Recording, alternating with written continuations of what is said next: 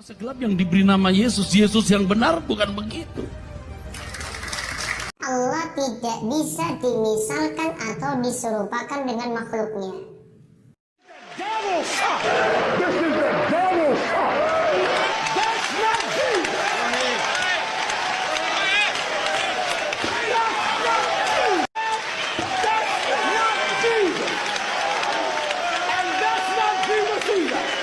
That's idolatry. Idolatry. That's idolatry. Idolatry. That's idolatry. Idolatry. Di dalam Al-Quran Allah bedakan antara sifat-sifat Khalik dengan makhluk. Apa tujuannya? Untuk memudahkan kita kemudian ketika akan menguatkan keyakinan kita tentang ketuhanan Allah Subhanahu wa Ta'ala. Jadi kalau ada yang menyoal Anda, kenapa Anda memilih Islam? Kenapa Anda menetapkan Tuhannya Allah? Anda bisa menjelaskan.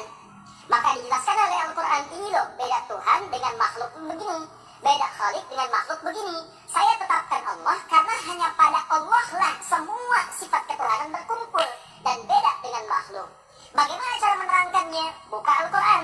Maka disampaikan oleh Al-Quran, prinsip pertama, Khalik Tuhan mesti beda dengan makhluk. Mesti beda. Jadi kalau makhluk punya sifat-sifatnya tidak boleh sama dengan Khalik, maka muncul keterangan Allah, laisa kamitslihi syai'. Tidak boleh ada yang serupa dengannya. Tidak boleh.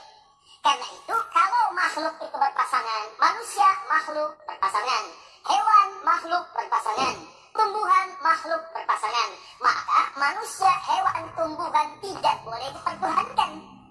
Kenapa? Karena dia memiliki sifat-sifat makhluk yang tidak boleh dimiliki oleh Tuhan, tidak boleh sama. Sebab kalau sifat Tuhan sama dengan sifat makhluk, maka nanti akan muncul setiap makhluk merasa diri sebagai Tuhan. Jelas di sini? Apa di antara sifat manusia? Turunkan. Manusia melahirkan dan dilahirkan. Maka dari itu, jika ada kemudian yang diklaim sebagai Tuhan, punya sifat melahirkan atau dilahirkan, dia tidak melahirkan tapi dilahirkan, maka dia bukan Tuhan. Ingat, karena prinsip pertama, Tuhan mesti beda dengan makhluk. Kalau makhluk melahirkan, Tuhan tidak boleh melahirkan. Kalau makhluk dilahirkan, Tuhan tidak boleh dilahirkan. Kalau makhluk berpasangan, Tuhan tidak boleh berpasangan. Jadi kalau ada misalnya yang dipertuhankan, ternyata hasil kelahiran dari yang lain. Kalau ada yang mengatakan misalnya Nabi Isa itu Tuhan. Kenapa dia Tuhan? Karena dia misalnya, mohon maaf, kita cek, dia dipertuhankan. Nabi Isa dilahirkan. Sifat Tuhan tidak boleh sama dengan makhluk. Lalu dikatakan misalnya, tapi kan dilahirkannya itu bukan biasa. Kalau manusia dilahirkan mesti ada bapak, ada ibu. Ini kan bapaknya nggak ada, cuma ibunya. Kalau manusia kan ada bapak, ada ibu. Isa nggak ada bapak, ada ibunya aja. Ini mesti beda, ini lain ini. Kita jawab, Adam lebih hebat lagi kata Al-Quran. Adam lebih hebat, bapak nggak ada, ibu nggak ada. Kenapa Adam nggak jadi Tuhan? Maka muncul keterangan dalam Al-Quran. Awas, masalu inna matala Isa kamatali Adam. Ya, maka penciptaan Isa itu sama dengan Adam, nggak jauh beda. Kalau Isa dipertuhankan, kenapa Adam tidak? Jelas di sini? Indah sekali Quran itu.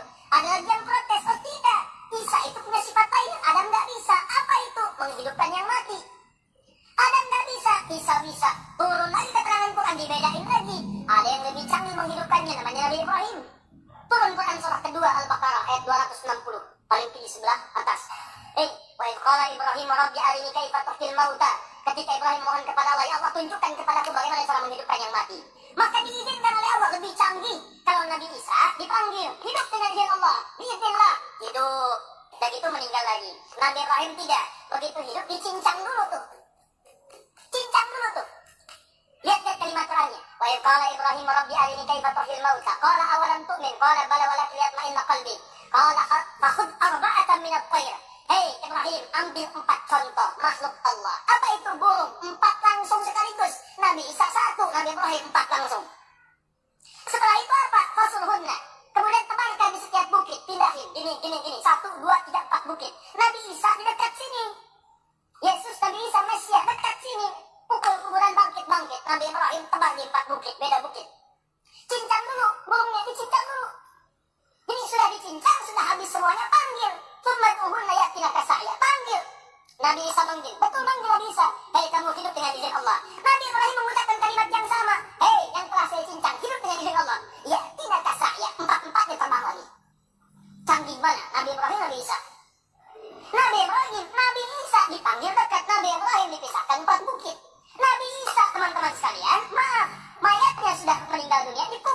dipanggil bangkit. Nabi Ibrahim alaihissalam baru dicincang begini, cincang dulu sampai habis, nyatu lagi. Nabi Isa 1, Nabi Ibrahim 4. Pertanyaan saya, kenapa Nabi Ibrahim tidak dipertuhankan? Tuh. Fala yajuzu li ahadin ayatasawwara Allah annahu kaza wa kaza au ayushabbiha bi kaza wa kaza. Maka tidak boleh seseorang itu menggambarkan Allah itu seperti apa, seperti ini dan seperti itu, dan tidak boleh juga menyerupakannya seperti ini dan seperti itu.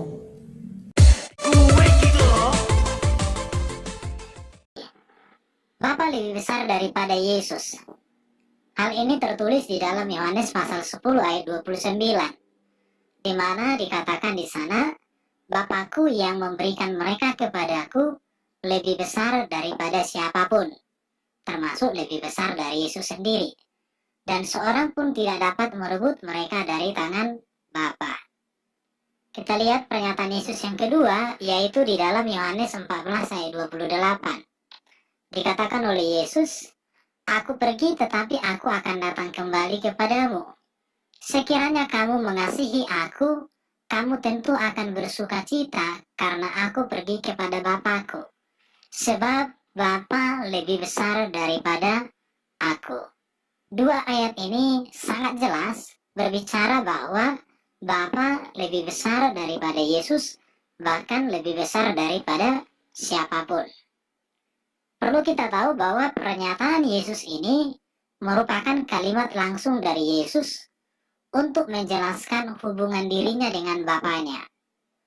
Jadi Yesus sedang berbicara tentang siapa dirinya dan siapa Bapa. Kalimat ini bukan dalam bentuk perumpamaan, bukan dalam bentuk puisi atau syair, bukan. Tetapi ini kalimat yang menyatakan tentang siapa dirinya dalam rangka hubungannya dengan Bapanya. Oleh sebab itu, maka pernyataan ini harus diterima secara utuh, bulat, apa adanya. Jadi pernyataan ini benar, tidak perlu diputar balik ke sana kemari, ya. Tetapi ini harus diterima secara bulat, utuh dan apa adanya. Apapun yang pernah kita saksikan di semesta ini, Allah tidak seperti itu. Laisa kamitsli syai'un, Allah mukhalafah lil hawadithi. Allah berbeda dengan makhluknya.